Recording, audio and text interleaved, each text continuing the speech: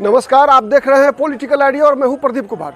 मित्रों, जिस प्रकार से पहलगाम में हमले के बाद भारत सरकार लगातार एयर स्ट्राइक करती आ रही है पाकिस्तान पर, आपने देखा पहली बार हम लोग भारत की सरकार ने जो आतंकवादी अड्डे थे उस पर हमला किया। उसके बाद जब पाकिस्तान की तरफ से प्रत्युत्तर में भारत के नागरिक ठिकानों पर हमला किया गया तो भारत सरकार के पास अब दूसरा कोई चारा नहीं बचा जब भारत की सरकार को पाकिस्तान की भाषा में जवाब देना पड़ा है। मित्रों, ऐसा पहली बार नहीं हो रहा है कि भारत को पाकिस्तान में घुसकर जवाब देना पड़ रहा है, लेकिन एक अंतर क्या है, सबसे पहली बात इस बार समझने की आवश्यकता है। यह सब पहली बार है भारत पाकिस्तान के साथ 1948, 1965, 1971 और उसके बाद कारगिल, इसके अलावा आप कह सकते हैं उरी के बाद सर्जिकल स्ट्राइक, बालाकोट का स्ट्राइक, कितने स्ट्राइक कर चुकी है। लेकिन ऐसा पहली बार हो रहा है जब पाकिस्तान के साथ दुनिया की एक भी देश नहीं है। ये सबसे बड़ा समाचार है। इस आज ये जो घटना जितने बड़े पैमाने पर पाकिस्तान के साथ हो रहा है, भारत युद्ध में एक तरह से युद्ध जैसी स्थिति है। कभी भी ये फुल फ्लेज्ड वॉर में कन्वर्ट हो सकता है, इस बात से कोई इनकार नहीं कर सकता। लेकिन एक बात सच्चाई है कि पहली बार दुनिया में पाकिस्तान के साथ कोई भी देश नहीं है। चाइना की भी अगर हम बात कर लें तो चाइना ने भी एक तरह से न काहू से दोस्ती न काहू से बैर वाली स्थिति है। चाइना भी आज पाकिस्तान के साथ नहीं है। चाइना ने क्या कहा? चाइना का भी स्पष्ट कहना है कि आतंकवाद से समझौता नहीं हो सकता। मतलब अपरोक्ष रूप से यह भारत के प्रति समर्थन का ही संकेत है ना।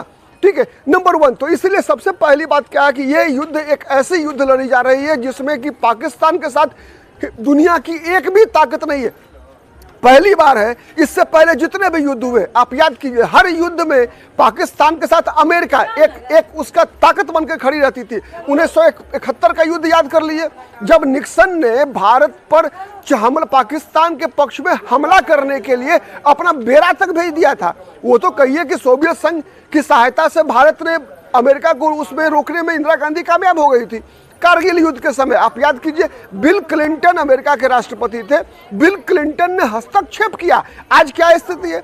आज अमेरिका के उपराष्ट्रपति बेंस ने स्पष्ट रूप से कहा कि हम इसमें नहीं पड़ सकते, पाकिस्तान ने जैसा किया है वैसा भोग रहा है। ठीक है, तो ये सबसे बड़ी बात है। दूसरी बड़ी बात क्या है कि ये भारत के प्रधानमंत्री नरेंद्र मोदी की व्यक्तिगत कूटनीति का भी विजय है। ऐसा पहली बार केवल पाकिस्तान तो टेरर जो आतंकवाद है वो तो भारत में 35 वर्षों से फैला रहा है। लेकिन इससे पहले कभी ऐसी स्थिति नहीं हुई थी जब किसी भी दुनिया की ताकत ने हस्तक्षेप करने से मना नहीं किया हो। आज सबने मना कर दिया। सबको पता है कि दोनों के दोनों भारत और पाकिस्तान दोनों न्यूक्लियर स्टेट है। उसके बावजूद दुनिया की कोई ताकत पाकिस्तान को मदद करने नहीं आ रही है। ये भारत की सबसे बड़ी विजय है और ये विजय विशेष रूप से यह विजय जो है दो चीजों का परिचायक है। एक, भारत की एक महाशक्ति के रूप में जो विश्व में उदय हो रहा है, विश्व राजनीति में, विश्व कूटनीति में 2014 के बाद देखिए भारत के प्रधानमंत्री के कारण, भारत की डिप्लोमेसी रही है, उसके कारण भारत की जो एक दुनिया में साख बनी है, उस साख का परिणाम है कि आज भारत सरकार जब पाकिस्तान पर लगातार मिसाइल हमला कर रही है, पाकिस्तान के ठिकानों को ध्वस्त कर रही है, ठीक, उसके एयर डिफेंस सिस्टम को भारत ने कल रात में खत्म कर दिया। लाहौर में एयर डिफेंस सिस्टम खत्म कर दिया गया। सियालकोट पे हमला किया भारत ने। लेकिन दुनिया की कोई ताकत, यहां तक कि कोई भारत के प्रधानमंत्री से और विदेश मंत्री से बात तक करने के लिए इच्छा जाहिर नहीं करते, कोई इंटरफेयर करने की जरूरत नहीं देखते। तो ये भारत की सामरिक विजय तो आने वाले दिनों में होगी और इसमें तो परिणाम क्या होना है पता है। क्योंकि पाकिस्तान, भारत के सामने में जो पाकिस्तान की सैन्य शक्ति है वो 1/4 है, इसीलिए पाकिस्तान का टिकने का नाम नहीं लेता। लेकिन कूटनीति के क्षेत्र में भारत की विजय हो चुकी है।